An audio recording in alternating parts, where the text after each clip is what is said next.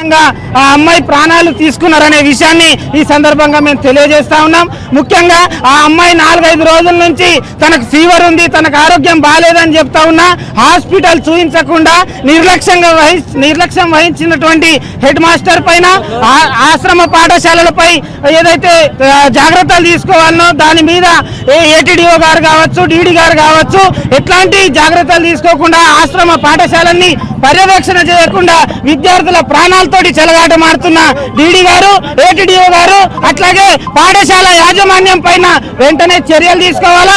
బాలిక 7వ తరగతి బాలిక, ఆమెకు అనేక భవిష్యత్తు ఉన్నది. ఆమెకు న్యాయం చేసేంత వరకు ఆదివాసీ సంఘాలుగా, విద్యార్థి సంఘాలుగా ఇక్కడే కూర్చుంటామనే దాని గురించి ఈ సందర్భంగా తెలియజేస్తా ఉన్నాం. తోర్సాం మహేశ్వరి 7వ తరగతి చదువుతున్న విద్యార్థి మామిడిగూడ హై స్కూల్లో చదువుతుంది.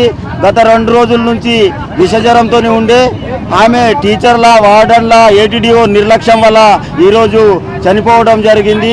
ఎందుకంటే పలుమార్లు ఏటీడీఓ గారికి కూడా ఆ స్కూల్కు విజిట్ చేయండి అని చెప్పినా ఆ ఏటీడీఓ కూడా కనీసం తిరిగి చూడని పరిస్థితి.